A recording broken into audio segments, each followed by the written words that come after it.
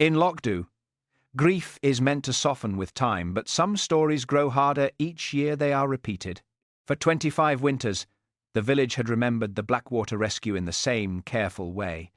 3 brave men lost on the loch, 1 man returned, and a widow who carried sorrow so perfectly that no one wished to trouble her with questions. Now television cameras were coming to turn the anniversary into a national memorial. Before the first wreath was finished, Hamish Macbeth noticed that several people were not preparing to remember the past. They were preparing to protect it. Chapter 1. Black Ribbons and White Lies. The first disagreement concerned black ribbon. "It is charcoal," said Moira Fraser. "It looked black in the shop," protested Nessie Curry. "It will look grey under television lights." Jessie Curry examined the roll. "Perhaps grief has shades." "No," said Moira. "It does not." The Kirk meeting room was crowded with wreath frames, dried heather, old photographs, and 4 plates of shortbread whose makers had placed them carefully apart. Moira stood at the centre of it all, calm and neatly dressed in black. For 25 years she had been known as Duncan Fraser's dignified widow. She organised every anniversary service, corrected every newspaper article, and remembered the names of all who had sent flowers after the Blackwater rescue. Her grief had become one of Lochs' institutions. Hamish Macbeth moved a row of chairs because Moira had asked him to, and because refusing would have taken longer. He wore his best uniform under orders from Strathbane. Superintendent Davio wanted an official police presence during the televised memorial. Blair had explained that a good performance might earn Hamish promotion to a regional community relations post. Hamish had been worried ever since. Moira pointed at a box beneath the table. "Those programmes should not be placed below Duncan's photograph." Hamish moved them. Mrs. Wellington cut stems from a bundle of heather. "My shortbread has less sugar this year." Nobody answered. This was safer than saying they had already noticed. The door opened, and a young woman struggled inside with a large equipment case. Behind her came Celestine Ward. The famous grief writer wore a cream coat and an expression of patient compassion. She paused just long enough for everyone to recognise her. "This is Beth Pritchard, my assistant," she said. Beth looked cold and tired. Celestine surveyed the room. How wonderfully authentic. The room was painted a faded green and smelled of damp hymn books, furniture polish, and warm butter. Moira accepted the compliment without believing it. Celestine uncovered the 3 framed photographs prepared for the service. Duncan Fraser stood beside the rescue boat, broad-faced and confident. Peter Macrae looked solemn. Alec Gunn had been caught laughing. Celestine moved Duncan's photograph into the centre. Moira moved it back. "The order has always been Duncan, Peter, and Alec. The centre gives him greater emotional authority. He had authority without being moved." Celestine smiled and turned to Hamish. "You must be Sergeant Macbeth, Constable." "Really?" "Ah, yeah. We may place you behind the speakers during filming." A reassuring local presence. "I am generally more reassuring from a distance." She laughed softly, as though he had performed a piece of Highland charm for her benefit. Celestine then began reviewing the written tributes. "Mrs. Fraser's memories are restrained and powerful," she said. "Mrs. Wellington, yours repeat similar emotional ground." "I wrote about my husband," said Mrs. Wellington. "Of course. But television requires distinct journeys. My journey was raising 3 children with a leaking roof." Celestine nodded. "The roof is excellent."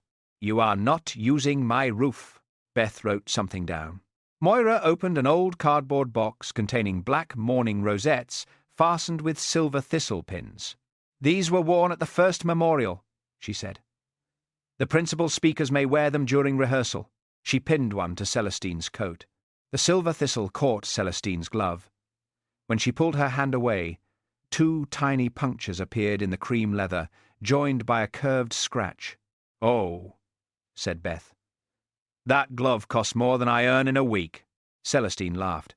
"A wound received in the service of remembrance." Moira removed the pin. One thorn had bent inward. "It is damaged," she said. "It has character." Moira did not smile. Hamish noticed her place the rosette separately from the others. The door opened again. Ian Muir entered carrying an old storm lantern. The room did not fall silent, but every conversation became quieter. Ian was the only man who had returned from the rescue boat 25 years earlier. He was large and stooped, with a white-flecked beard and an old burn scar along one side of his face. "I was told you wanted this," he said. Moira looked at the lantern. "The one Duncan carried aboard. It was kept in the harbour shed. The newspaper said it was on the boat." The newspaper said many things. Celestine approached him. "Mr. Muir, I have been hoping to speak with you. I have nothing new to say. Survivors often struggle to express what they felt at the time." Ian placed the lantern on the table. "You understand grief best when there is a camera near it." Beth lowered her clipboard. Celestine's expression remained gentle. "I only want the memorial to reflect the truth." Ian looked at the 3 photographs arranged along the wall. "No. You want the truth to reflect well on television." He turned toward the door. Moira stopped him. "There will be a chair for you at the rehearsal." It was meant as kindness, but the room heard something else in it. Ian glanced back. "I have managed without one for 25 years. After he left, the kettle began to whistle. Celestine watched the closed door. "That man," she said quietly, "is where the real story is." Moira shut the old rosette box. Hamish looked from Ian's lantern to Duncan Fraser's photograph. Loch had not simply remembered the Blackwater rescue. It had arranged everyone around it, and the man who survived had been given the smallest place. Chapter 2. The Survivor's Chair. By 10 the next morning, the Kirk had been rearranged for television. 3 polished chairs stood beneath the photographs of Duncan Fraser, Peter Macrae, and Alec Gunn. A 4th chair, plain and slightly smaller, had been placed near the aisle. Hamish examined it.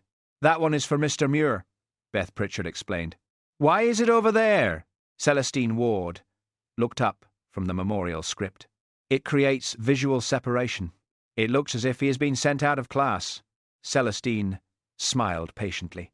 "The audience must understand that Ian's experience was different from that of the bereaved families." "Aye," said Hamish. "He lived." Moira Fraser entered carrying a box of programmes. Her gaze went first to the photographs, then to the chairs. "Ian should be closer." "The camera composition becomes crowded," said Celestine. "He was on the boat, and that is precisely why his position must be carefully considered." Moira set down the programmes. For a moment Hamish thought she might insist.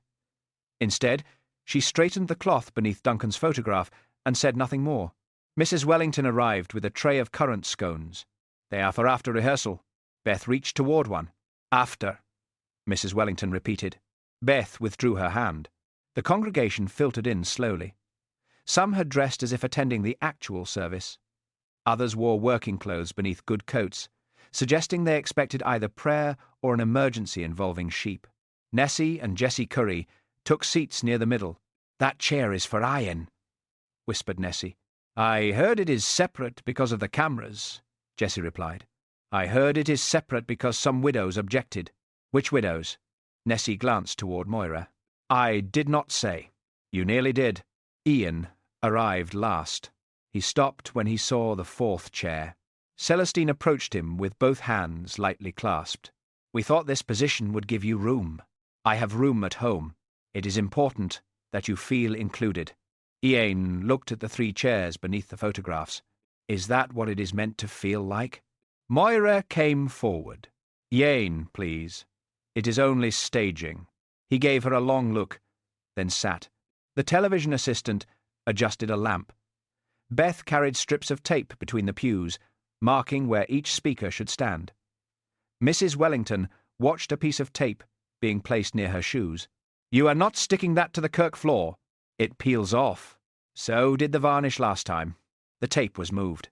Hamish stood near the side wall in what Celestine called his official position. It placed him behind a floral arrangement and concealed most of his uniform. He decided he liked it. The rehearsal began with Moira reading the familiar account of the Blackwater rescue. On the evening of the 12th of January, she said, 3 men of Lochs set out in conditions of exceptional danger to reach a fishing vessel stranded beyond the northern point. Her voice remained steady. Duncan Fraser, Peter Macrae, and Alec Gunn acted without thought for their own safety. Ian shifted in his chair. Celestine raised one finger. Could we pause? Moira lowered the page. Perhaps more warmth on without thought for their own safety. Not emotion exactly. Recognition. Moira read the sentence again. It sounded precisely the same. Beautiful, said Celestine.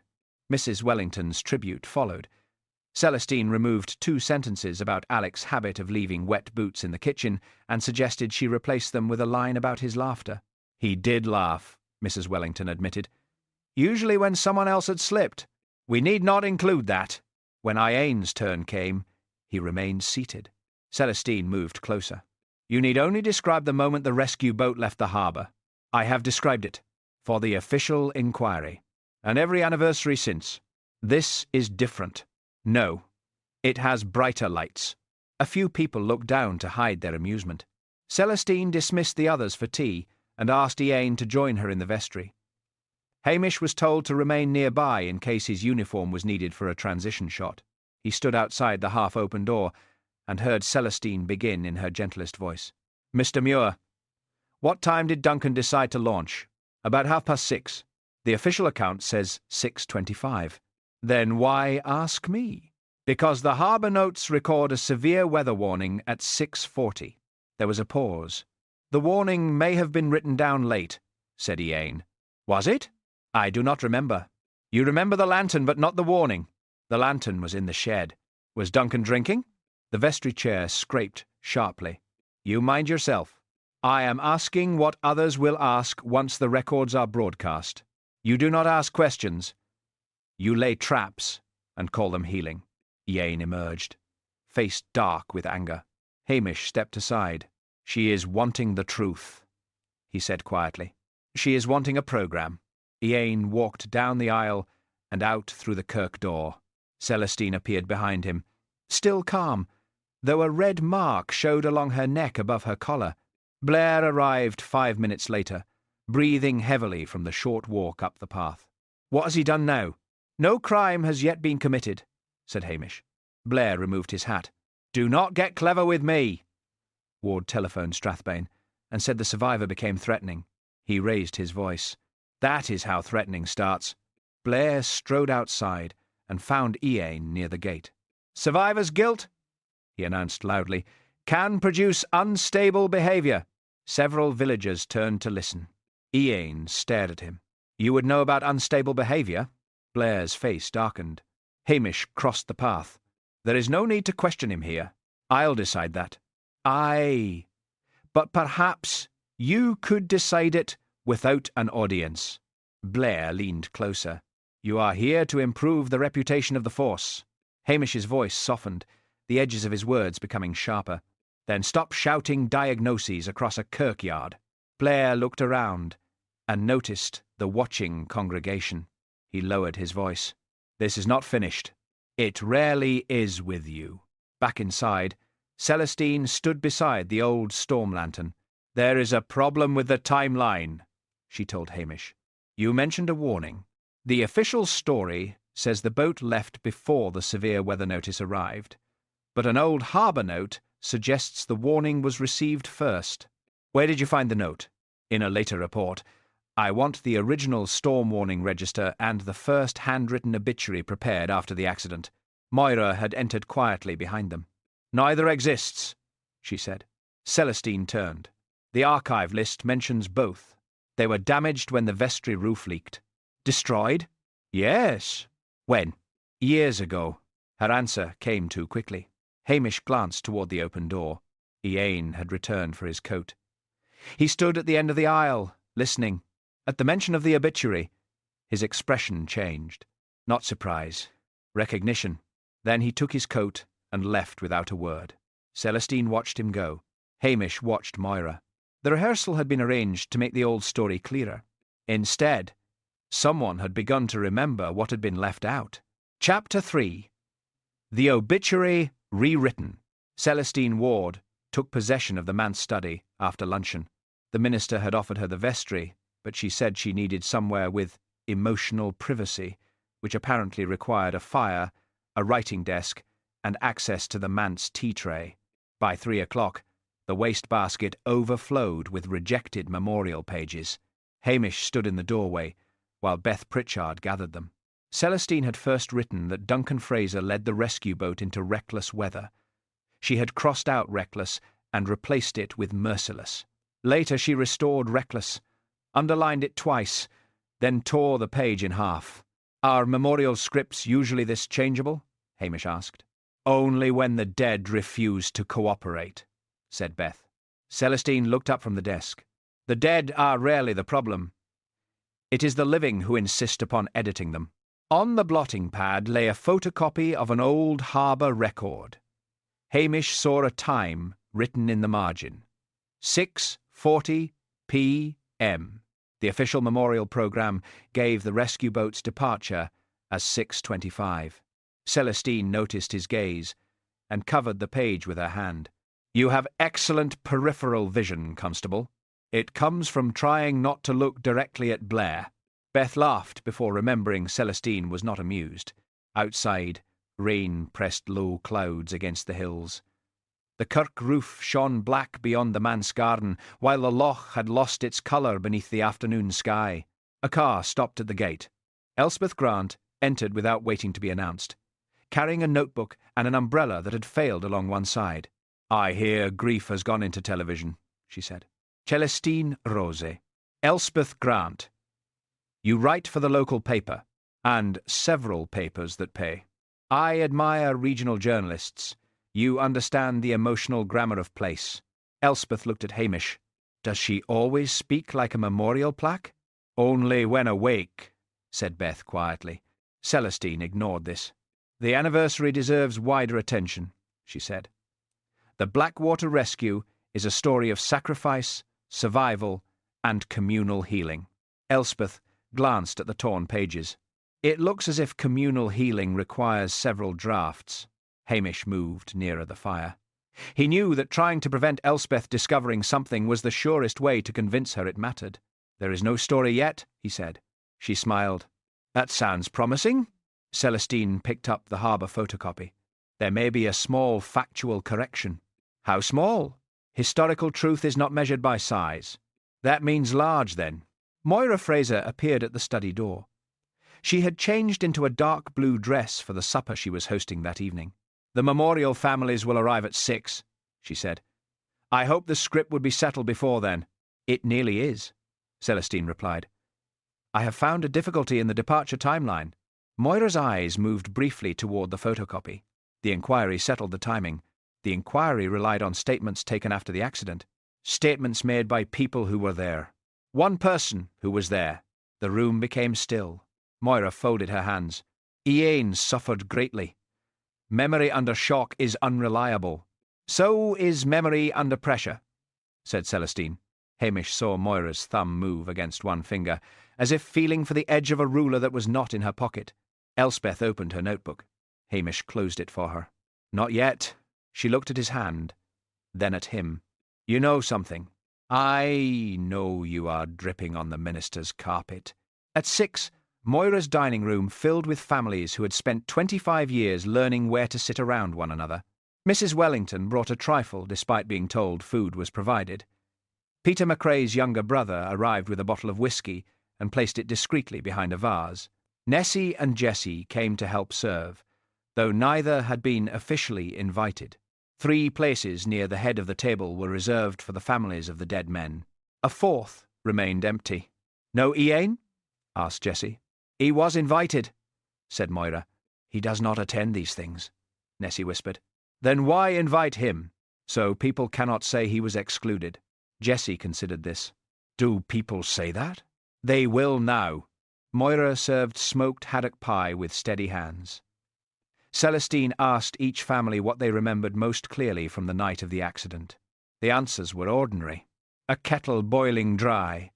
A child refusing to sleep. Wet coats piled in a hall. Someone driving too quickly along the shore road. Celestine listened closely until Mrs. Wellington began describing Alec's muddy boots. "We may have enough domestic detail," she said. Mrs. Wellington put down her fork. "It was my house. I decide how much detail it had." Hamish hid a smile behind his glass. Celestine turned to Moira. "And Duncan? What was your final conversation?" Moira looked toward his photograph on the sideboard. "He said he would not be long. Did he mention the warning?" A spoon struck a plate. Nobody admitted dropping it. Moira's voice remained even. "There was no warning before they left." Celestine reached into her folder. "The harbour note suggests otherwise. The harbour note may be wrong. Then tomorrow's service should explain the uncertainty." "No." It was the first sharp word Moira had spoken all evening. She softened immediately. "I mean that the service is not the proper place for speculation." Celestine leaned back. "Truth often appears speculative to people who have lived comfortably without it." Hamish watched Moira's face lose colour. Elspeth, seated at the far end, did not write anything down. That worried him more than if she had filled 3 pages. After supper, the guests collected coats and leftovers. Mrs. Wellington took her untouched trifle home with an air of injured triumph. Celestine remained beside the fire. "I would like to speak with you privately tonight," she told Moira. "Tomorrow will be a long day. Then we should not carry uncertainty into it." Moira glanced at Hamish. "Must the police remain?" "I was hoping not," he said. Celestine slid the photocopy into the middle of her memorial script. The handwritten time, 6:40 p.m., showed for an instant before the pages closed. Moira saw it too. Rain began against the windows. Light at first, then hard enough to blur the garden wall. A few minutes later, word came that water had crossed the hill road. Until it drained, no car would be passing safely in either direction. The memorial guests were trapped in Lochs for the night. Moira stood by the fire, watching Celestine's hand rest upon the rewritten story. For 25 years, the rescue boat had left at 6:25. On paper, it still had, but Hamish knew that paper was becoming difficult to trust. Chapter 4. The Manse Study. The minister found Celestine Ward shortly before 6 in the morning. He had gone downstairs because the study light was still burning, and because someone had left the front door on the latch. At first, he thought Celestine had fallen asleep at the desk. Then he saw the lamp on the floor. Hamish arrived while the rain was thinning into a cold grey drizzle. The minister waited in the hall, wearing bedroom slippers and a coat buttoned wrongly over his pyjamas. "I did not touch anything," he said, "except her wrist. And the telephone. And the door. That will be fine." "It does not feel fine." "No," said Hamish. "It seldom does." Celestine lay beside the writing desk. Her spectacles case had broken beneath one hand. Pages from the memorial script were scattered across the rug, some crumpled, others marked with corrections. A cup of tea stood beside the fire, untouched and cold. The doctor arrived, examined her quietly, then drew Hamish aside. "A heavy blow to the side of the head. The lamp base may have caused it." "Time?" "Late last night. I cannot be exact until Inverness examines her." Beth Pritchard came down the stairs, wrapped in a cardigan over her clothes. She looked at the study doorway and stopped. She said she was still working. "When did you last see her?" Hamish asked. "About 11. I brought tea from the kitchen." "Was anyone with her?" "Not then. Mrs. Fraser had been here earlier." "How much earlier?" Beth rubbed both hands over her face. "I don't know. 10:30, perhaps." They were arguing quietly. "What about?" "The memorial. The weather record. Celestine said the service could not repeat something she knew was false." "Did Moira leave?" "I heard the front door. I assumed it was her." Blair arrived 10 minutes later, wet, angry, and already dissatisfied with everyone. He surveyed the study. "Could have been the wiring. The lamp did not electrocute her," said the doctor. "Then she fell. She was struck." Blair brightened. "So it is murder." He looked around as if hoping the room might immediately provide a convenient murderer. "Where is Muir?" "At home, presumably," said Hamish. "He threatened her, Yesterday, he argued with her. Same road. Different milestone. Blair pointed toward the open study window. And there is your entry. Rain beaded the sill. Beyond it, the manse garden was soaked, and a muddy path led toward the kirk wall. Hamish crouched beside the window. The carpet beneath it was almost dry. Only a few drops marked the edge. If someone came through during last night's rain, he said, the carpet would be wet. Blair scowled. Perhaps they wiped their feet. On the window ledge? Hamish touched the cold metal catch. The fire had gone out hours ago, and the room had cooled before the window was opened. Someone had wanted it to look like an intruder's route. A constable called from outside. Sir, there's something beneath the window. It was Ian Muir's old storm lantern. The lantern lay on its side near the hedge, spotted with rain. Blair stared at it with satisfaction. That settles where we start. It settles nothing, said Hamish. It belongs to Muir. It was displayed in the kirk yesterday, and now it is outside the murdered woman's window. Blair ordered a constable to fetch Ian. Hamish returned to the desk. The photocopy of the harbour weather record was gone. So was the page he had seen Celestine place it inside. He examined the scattered sheets, one by one. The first draft praised Duncan Fraser's unquestioned bravery. The second called the weather reckless. The third avoided naming anyone responsible. Near the fire lay another obituary page, face down. Hamish lifted it carefully. A black mourning rosette had been pinned through the paper. Beneath it, written in block capitals, were the words, Ask the man who came back. Blair read over his shoulder. There you are. Hamish looked closely at the silver thistlepin. One thorn bent inward.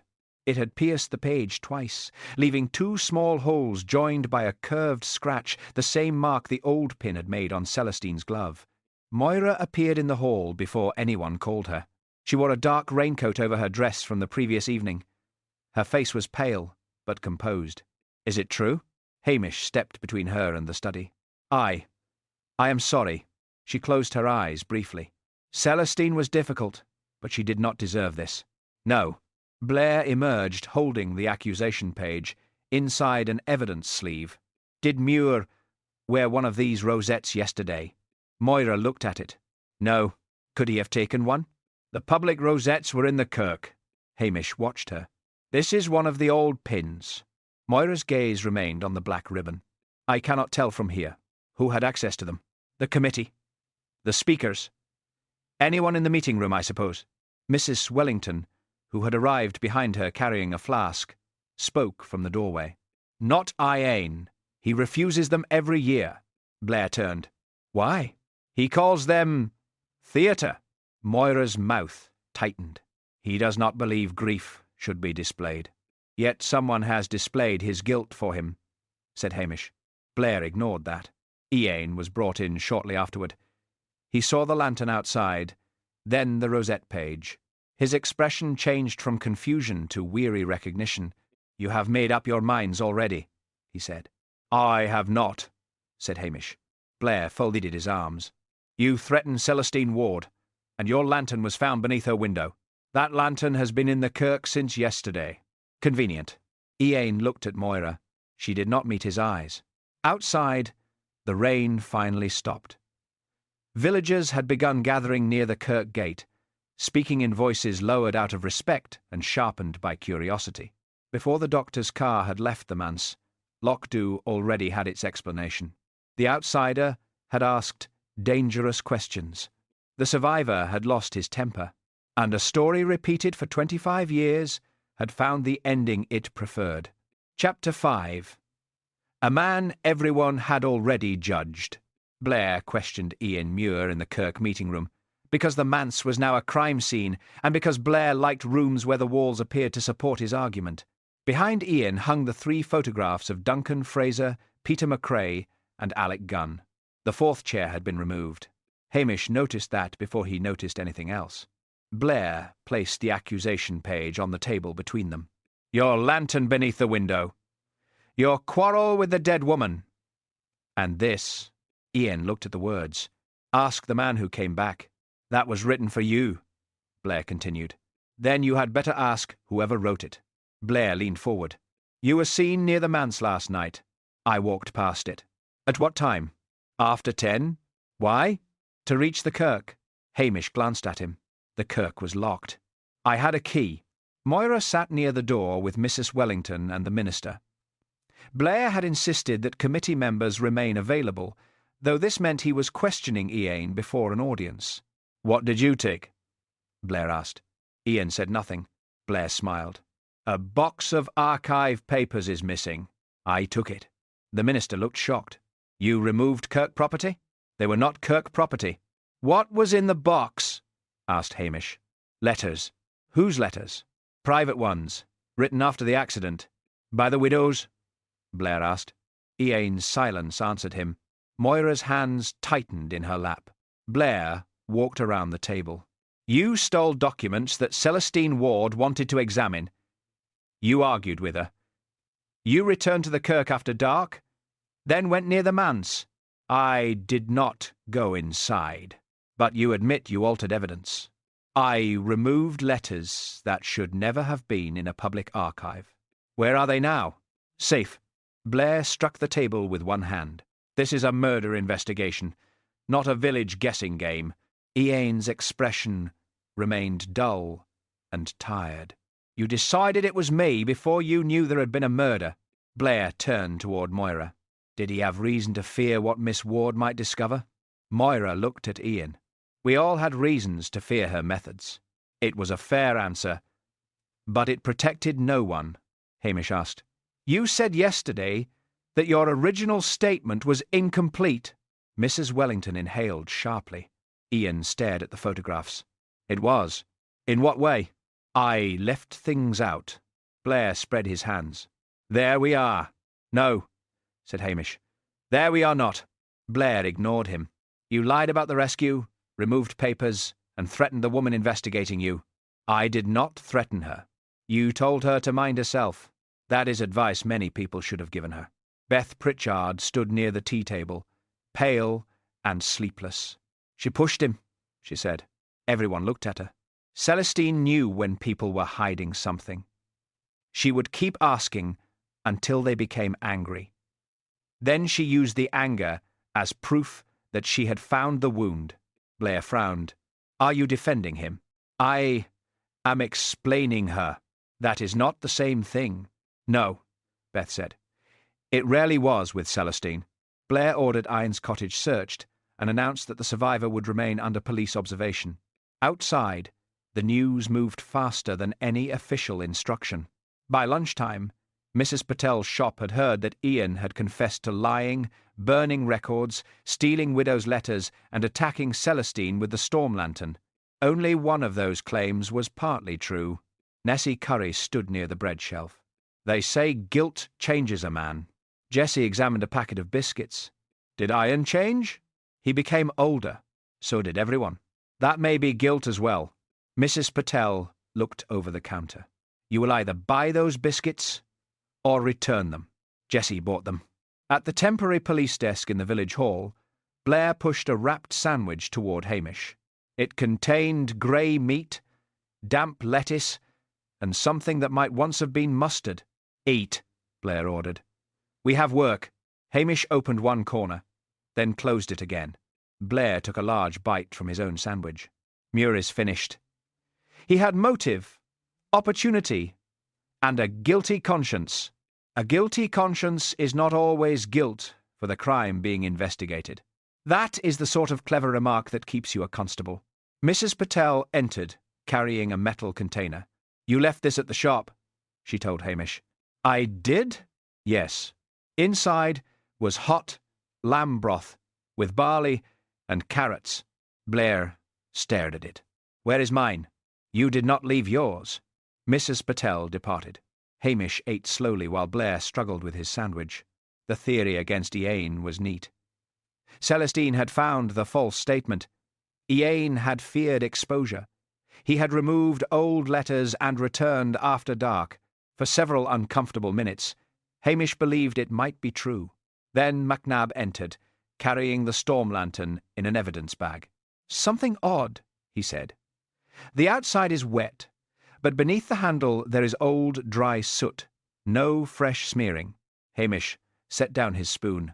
If I ain't carried it through last night's rain, his wet hand would have disturbed the soot. Aye. And there are dust marks along one side from the kirk display shelf. Blair stopped chewing. Hamish pictured the lantern standing in the kirk throughout rehearsal, untouched until someone removed it and placed it beneath the manse window. It was carried only a short distance after the rain eased, he said. Or wiped before it was planted. Blair swallowed with difficulty. Muir could still have done it. He could, but the lantern does not prove he walked from his cottage with it. It was his lantern. It was everybody's exhibit. Through the hall window, Hamish saw two women cross the road rather than pass Ian, who stood outside the kirk gate beneath the 3 memorial notices. He had not yet been charged. That no longer mattered. Lochs had judged him years before Celestine Ward arrived. Her death had merely provided the village with a reason to say the judgment aloud. Hamish looked at the photographs behind the empty chair.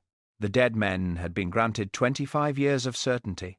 The survivor had not been granted a mourning. Chapter 6. Hamish protects the wrong secret. Hamish found Ian at his cottage shortly after 3. The door stood open, though the afternoon had turned cold. Inside, a kettle boiled itself dry while Ian sat at the kitchen table with both hands around an empty cup. Hamish switched off the stove. You will burn the place down. That would save Blair the trouble of searching it again. The cottage had already been searched. Drawers remained open, books leaned at awkward angles, and a blanket had been pulled from a cupboard and left on the floor. Nothing about it looked violent. It looked worse than that. It looked handled. Hamish sat opposite him. The lantern was planted. Ian gave no sign of relief. That will no stop them. No. But it stops me. From what? Believing Blair. That produced the faintest movement at the corner of Ian's mouth. Hamish waited. Outside, rainwater dripped from the gutter into a rusted pail. Each drop made the same hollow sound. At 6:40, Hamish said, the harbour received a severe weather warning. Ian stared into his empty cup. The rescue boat was already gone, he said. That is the official version. Aye. And the true one? Ian pushed back his chair and crossed to the window. Beyond it, the loch lay dark beneath low cloud. Duncan heard the warning. Hamish said nothing. He heard it in the harbour office, Ian continued. Peter told him we should wait. Alex said the fishing boat might drift closer to shore if they held position, but Duncan took the rescue boat out. A newspaper photographer was expected near the northern point. He had come to cover the storm damage. Duncan thought there might be pictures. Pictures of the rescue. He liked being looked at. The words were bitter, but not cruel. Ian rubbed the old burn scar along his cheek. He was brave, too. That is the part nobody understands. A vain man can still be brave. A foolish man can still pull another man from freezing water. Duncan was not one thing. What happened? The engine lost power beyond Blackwater Point. A wave turned us. Peter and Alec went over first. Duncan tried to reach them. And you? I woke on the shore with half my face burned from spilled fuel. They said I had been lucky. His laugh held no amusement. Hamish looked around the small kitchen. On the mantel stood no photograph from the rescue, no newspaper cutting, no memorial programme. Why did you change the time? Moira came to see me before the inquiry. What did she ask? To spare the children. Ian returned to the table. She said they were already waking at night, asking whether their father had been afraid. She said if the warning became public, Duncan would be remembered as a man who killed his friends to impress a reporter. So you said the boat left at 6:25? Ah, yeah? And Moira knew it was a lie. She helped me choose the time. The pail outside filled one drop at a time. What was in the archive box? Hamish asked. Letters. Moira's, mostly. One thanking me for giving the children a father worth mourning, another asking me never to correct the record. Celestine would have used them. She would have held them beneath a camera and called it healing. Ian looked at him. I did not kill her. I believe you. Do you? Aye. But I need the letters. No. They may prove why someone else killed Celestine. They will destroy Moira. Moira is already in the middle of this. Ian's face hardened. She was 29. She had 2 children and no money. You didn't see her then? No. But I see what the lie did to you. For the first time, Ian looked away. Hamish left without the box. It was a mistake made from kindness, though he would not understand that until later. At Mrs. Patel's shop, Elspeth waited beside a display of tinned soup. You have spoken to Ian, she said. That is a statement, not a question. He altered his testimony, didn't he? Hamish picked up a packet of tea and examined the label for longer than necessary. Elspeth, do not print anything about the rescue timeline yet. That sounds very much like confirmation. It is a request. On whose behalf? On behalf of getting it right. She studied him. You are protecting someone. I am protecting several people from a story that is not finished. Mrs. Patel looked up from the till. In Lochdu, unfinished stories travel faster. They are lighter. Hamish turned to her. And you will say nothing about Ian's statement? I will say nothing. By midday the next day, everyone knew Hamish had asked Mrs. Patel to say nothing. No one knew what the nothing concerned, so the village improved it. Ian had confessed privately. Hamish was hiding evidence. The police had agreed to protect the survivor because the old inquiry had been mishandled. Elspeth was preparing a national scandal. Moira Fraser had collapsed, though she remained visibly upright throughout the morning. The first sign of real ugliness appeared on Ian's shed. Someone had painted coward across the door in white letters. Hamish stood looking at it while Lugs sniffed the wet paint, sneezed, and withdrew with better judgment than most of Lochdu. Mrs. Wellington arrived, carrying turpentine and old cloths. I do not approve of what he did, she said. We do not yet know what he did. I know. That is why the word should come off. She began rubbing at the final letter. At the kirk, the memorial committee removed Ian's chair from the service. Moira said it was to avoid further distress. Whose distress? Hamish asked. The families? The congregations? Ian's own. He has spent 25 years being removed for his own good. Moira's hand went to the folding ruler in her pocket. You are making this worse. I, said Hamish. I may be... Blair arrived before luncheon. You have turned the village against the police, he roared. Only the part that was looking for an excuse. You concealed information from your superior officer. I was verifying it. You are not qualified to decide what requires discretion. Hamish's voice became very mild. That has never stopped you. Blair's face darkened. I will have you promoted and transferred if it is the last thing I do. That sounds less like discipline than revenge. A constable entered the kirk meeting room before Blair could answer. Ian Muir is gone. Hamish turned. His coat and walking boots are missing. So is the archive box. Outside, cloud had lowered over the moor, and the wind was beginning to rise. By protecting the old secret for one more morning, Hamish had allowed everyone else to write it for themselves. Now Ian had disappeared into bad weather, carrying the only papers that could prove what had really happened. Chapter 7. The Wrong Morning Pin. Hamish found Ian near dusk, in an abandoned shepherd's hut above the old peat road. The roof leaked in 3 places. Wind pushed smoke back through the broken chimney, and the single bench had lost one leg. Ian sat on the floor wrapped in a torn sacking cloth, the archive box held against his chest. You chose poorly, Hamish said. I was not planning to entertain. Hamish set down the flask Mrs. Patel had given him. Drunk. I am not going back. You are. Whether you walk or Blair has you carried is the only matter left to decide. Ian accepted the flask.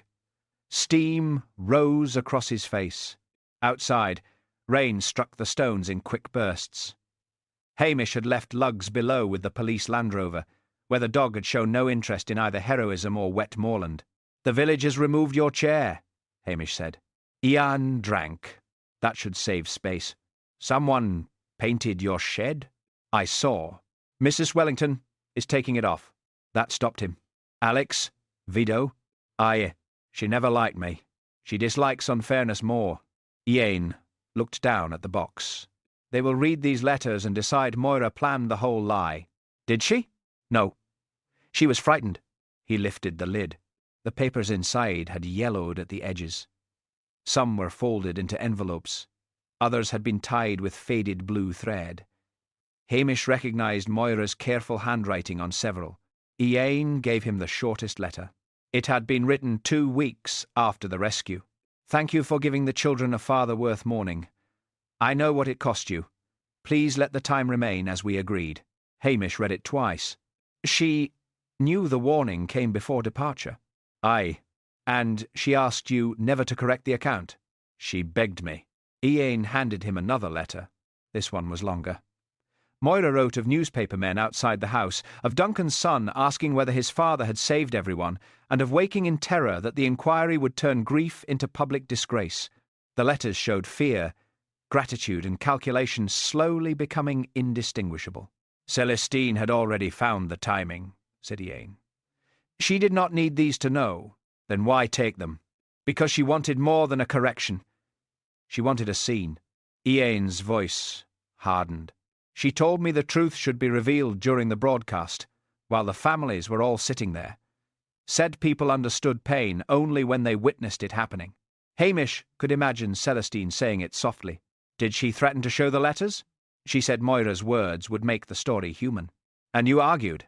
I told her there was nothing human in surprising grandchildren with their dead grandfather's shame on live television. That gave you reason to stop her. Ian met his gaze. Aye. It did. For a brief, unpleasant moment, the case arranged itself around him again. Ian had lied for years. He had removed evidence. Celestine intended to expose him and Duncan before the cameras. He had been near the manse. The false solution was not foolish. It was merely too eager. Hamish placed the letters back inside the box. The rosette pinned through the accusation page, he said. Could you have taken one from the Kirk? I would sooner wear a price label. Could anyone? The new ones were in a basket by the door. And the old silver pins? Ian frowned. Moira keeps them herself. She does not trust the committee with them. Where? In a sewing box she brings from home. The old pins catch on cloth, so she repairs them. Repairs them how? With pliers. Some of the thistle points bend. Hamish thought of the 2 punctures, and the curved scratch on Celestine's glove.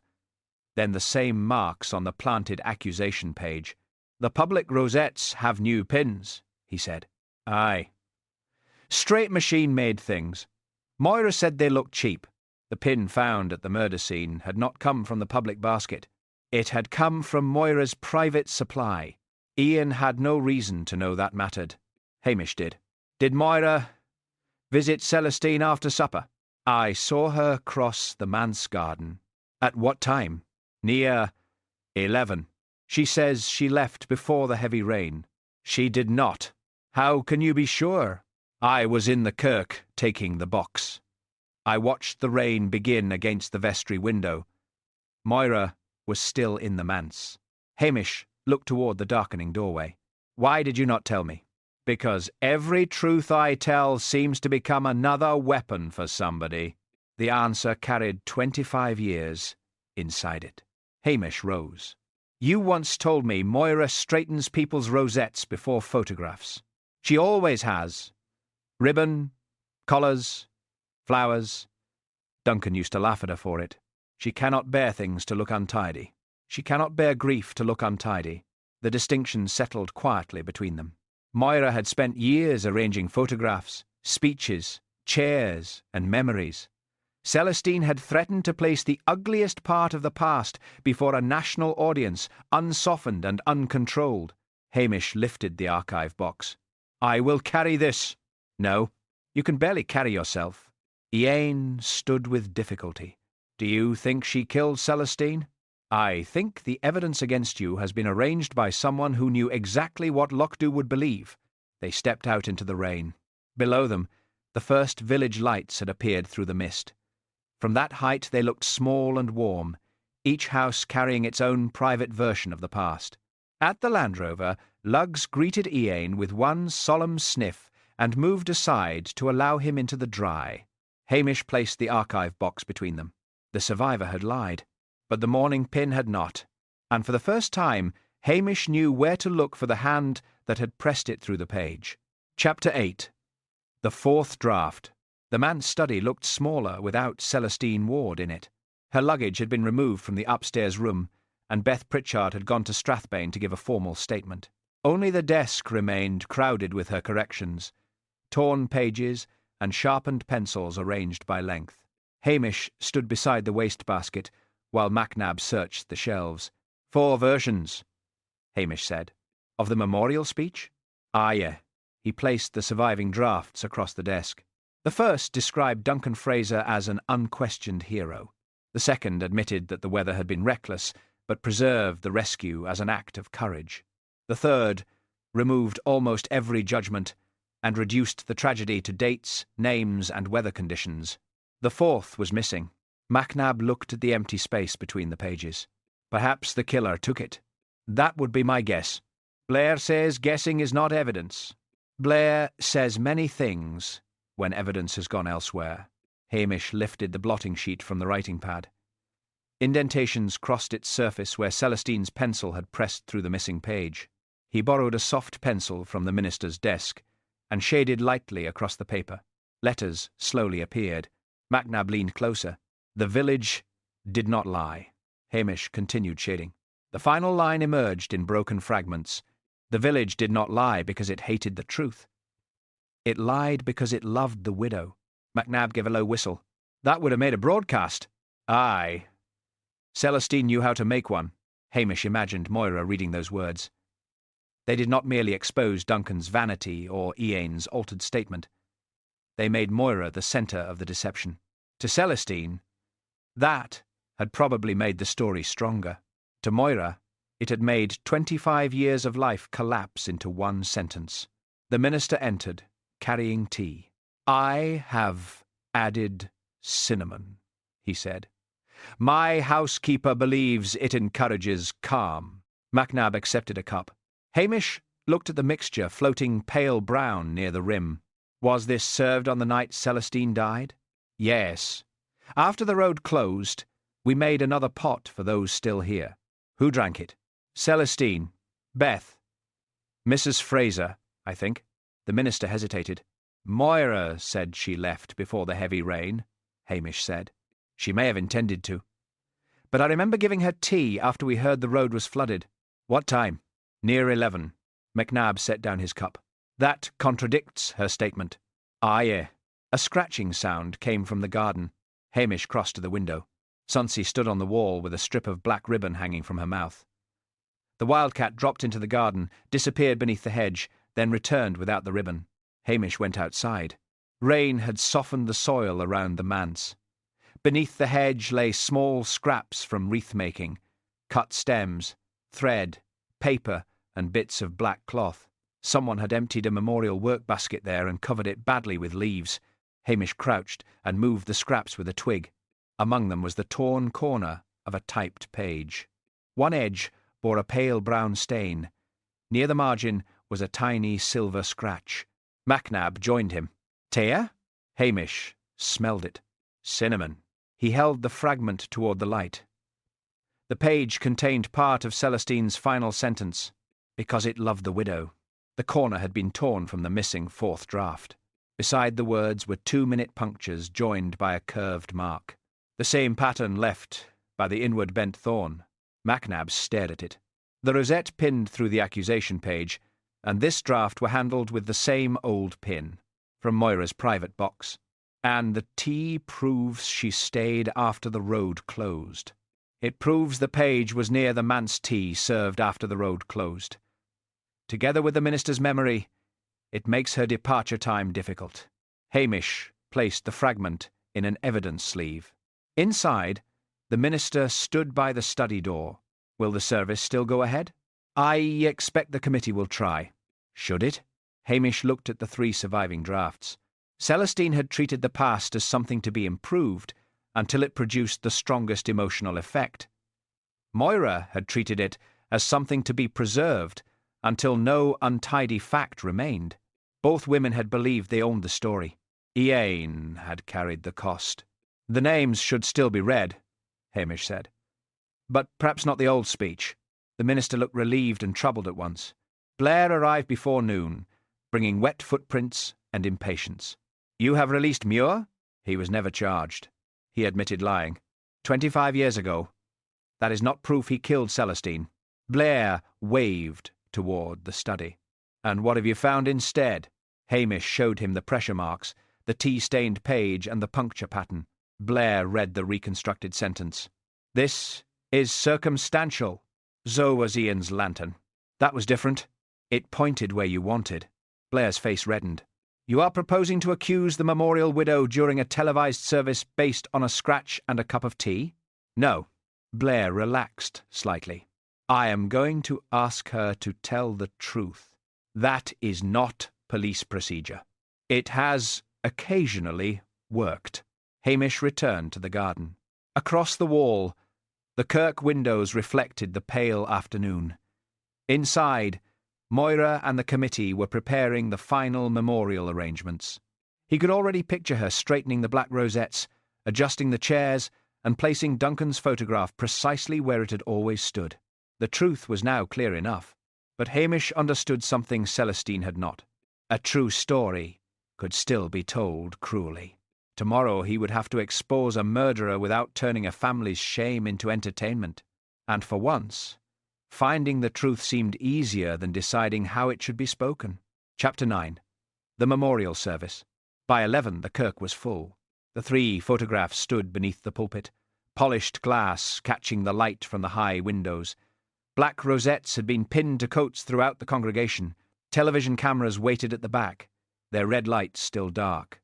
Ian Muir's chair had been returned to the aisle. Moira had objected. Hamish had insisted.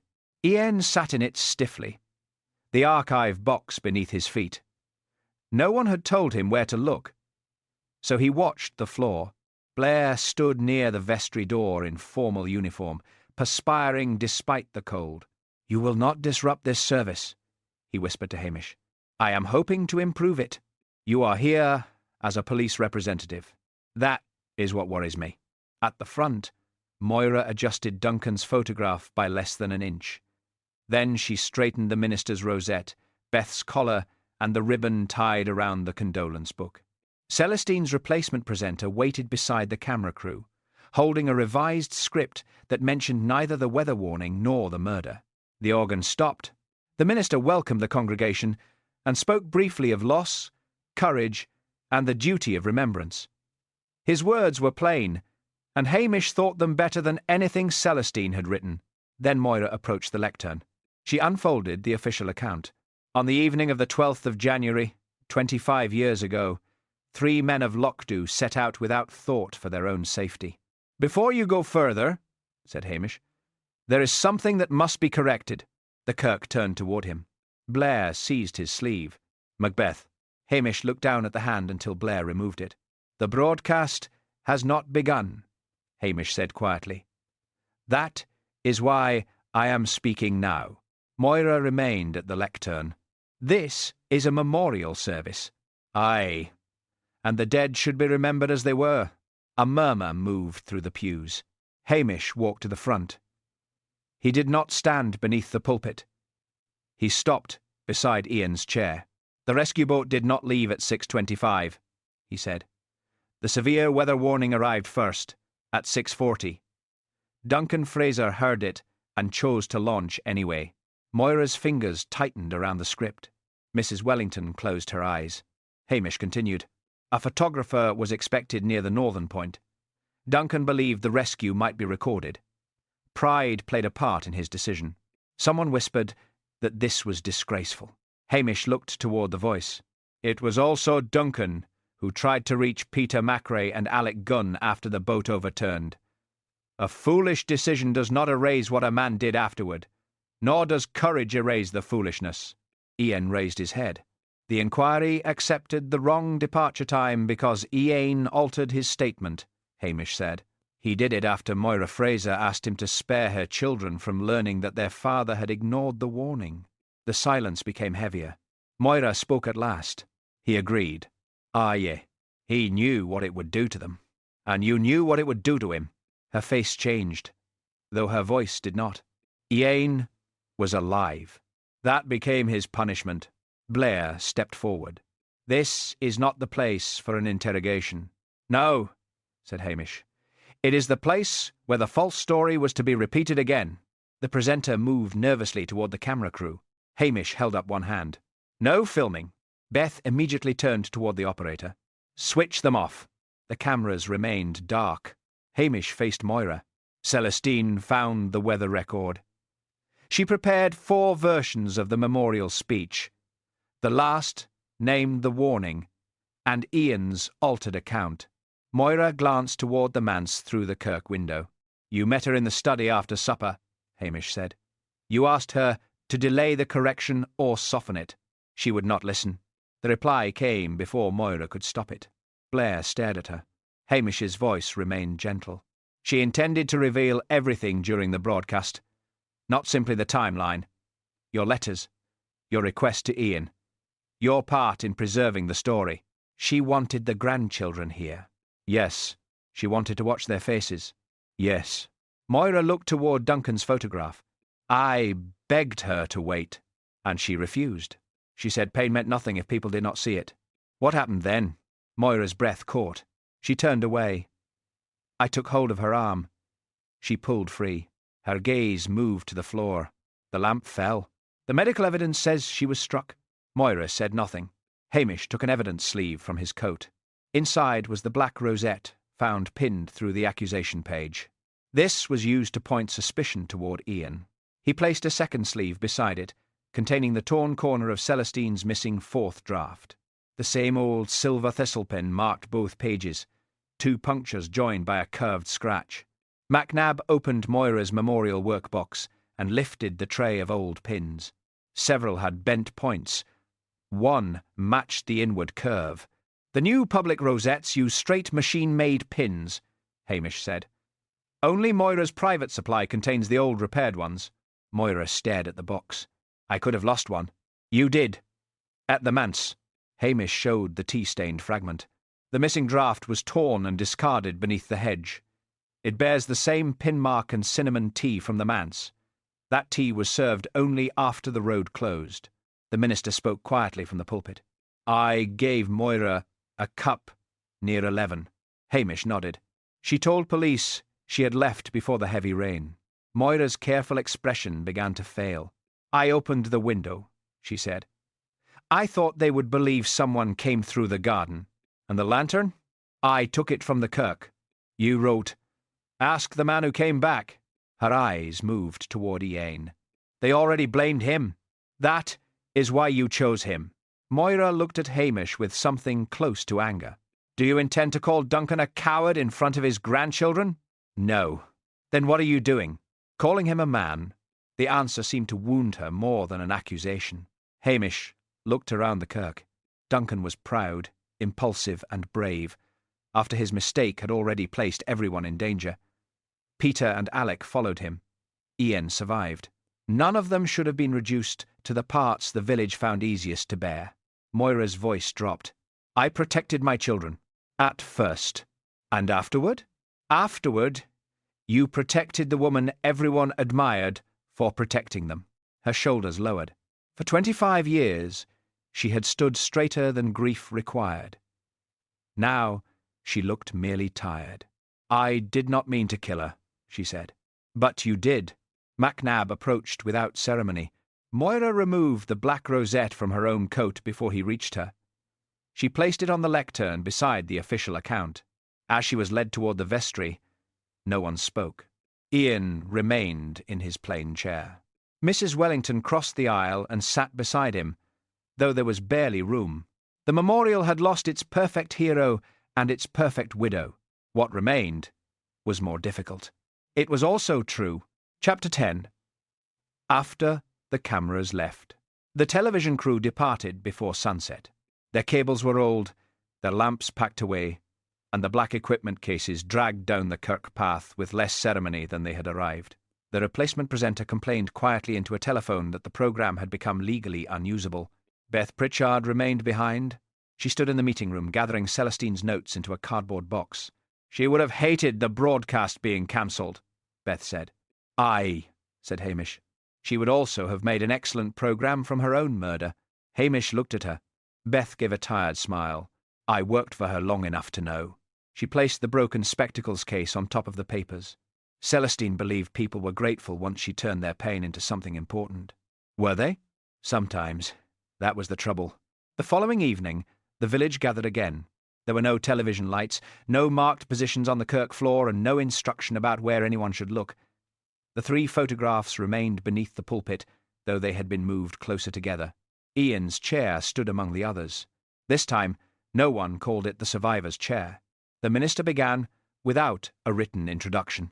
We remember Duncan Fraser, Peter Macrae, and Alec Gunn, he said.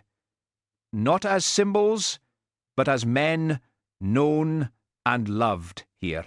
He spoke of Peter's patience with engines, Alec's habit of singing only the final line of any song, and Duncan's confidence, which had encouraged people when it did not lead him into trouble.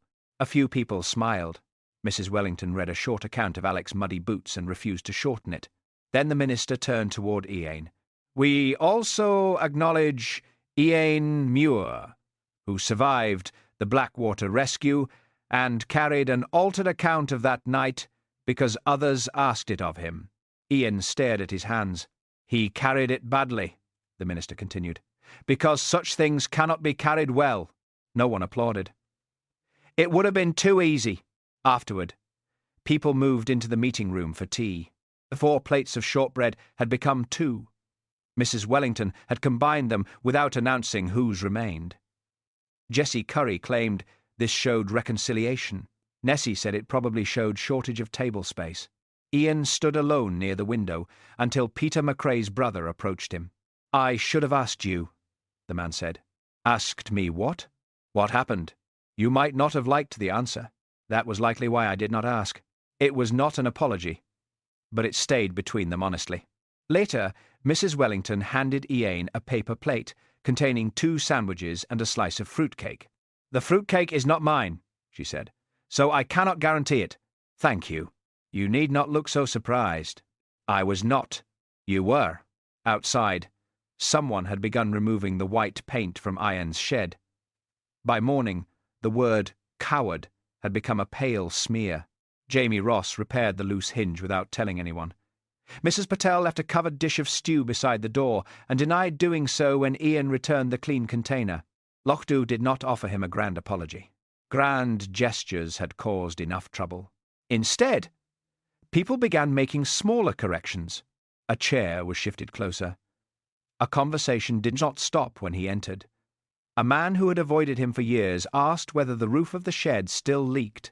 These things were not justice, but they were a beginning. Moira Fraser remained in custody. Her children came north the following week. They entered the police station looking angry, frightened, and older than Hamish remembered them. Neither asked him to defend what she had done. Both asked whether Duncan had truly ignored the warning. Hamish told them the whole account. He wanted the photograph? Duncan's son asked. Aye, that sounds like him. There was pain in the answer, but also recognition. His daughter looked toward the window. Mum spent our whole childhood telling us he never thought of himself. Perhaps she needed to believe it as much as you did, Hamish said. That does not excuse her. No, but it explains how it started. Yeah. When they left, Blair entered Hamish's office, carrying a folder and the pleased expression of a man preparing to take credit without appearing greedy. I had concerns about the widow from the start. You arrested the survivor. A tactical measure. You called the lantern decisive. I was testing your independence. Hamish leaned back in his chair. That was generous of you. Blair placed the folder on the desk. Davio is impressed. Calm handling of a sensitive public incident. Media restraint. Community leadership. Hamish regarded the folder as one might regard a live insect found in soup. No, you do not even know what it is. Promotion. Regional community relations. Office in Strathbane. Proper responsibilities. I have responsibilities here. You have a dog, a leaking police station, and 3 roads. 4. When the bridge is open. Blair's face reddened. You cannot remain a village constable forever. Hamish looked thoughtful. I could, Make a fair attempt. That evening, he carried the final memorial box to the Kirk archive. Inside it lay the corrected rescue timeline, copies of Moira's letters and Celestine's surviving drafts. The minister added one black rosette, fastened with the old silver thistle pin. They placed it in an envelope marked, Blackwater Rescue. Complete record. Complete? The minister asked. As complete as people ever allow a record to be. Hamish returned to his cottage after dark. Lugs had claimed the warm side of the stove and opened one eye only long enough to confirm that Hamish had brought no food. Sunsea crossed the garden wall, paused against the fading light, and disappeared toward the hill. Hamish made tea and sat by the fire. Lochs had not lost its dead men. It had lost the comfort of remembering them simply. Duncan Fraser was no longer a perfect hero. Moira was no longer a perfect mourner. Iane was no longer merely the man who came back. They had all become human again. The last black rosette rested inside the Kirk archive, no longer an ornament of approved sorrow. It had become evidence of what perfection demanded from everyone forced to stand beneath it. After the cameras left, Lochs' ordinary voices returned. The village had not stopped loving its dead, but it had learned that love need not turn them into saints or ask the living to carry every discarded fault. The black rosette was meant to express respect without words, yet its bent silver thorn showed how remembrance can wound when one approved story is pressed through every page beneath it. There is mercy in allowing those we love to have been proud, frightened, foolish, and brave. A perfect hero is often less human than the person who truly lived. The kettle boiled. Chairs moved closer. Small repairs began. Would you rather remember someone through a comforting story or through a truth that makes loving them more difficult? Thank you for returning to Lochs for this memorial of black ribbons, old promises, and imperfect courage. And when the village blamed the man who survived, Hamish found the truth in a mourning pin bent 25 years too late.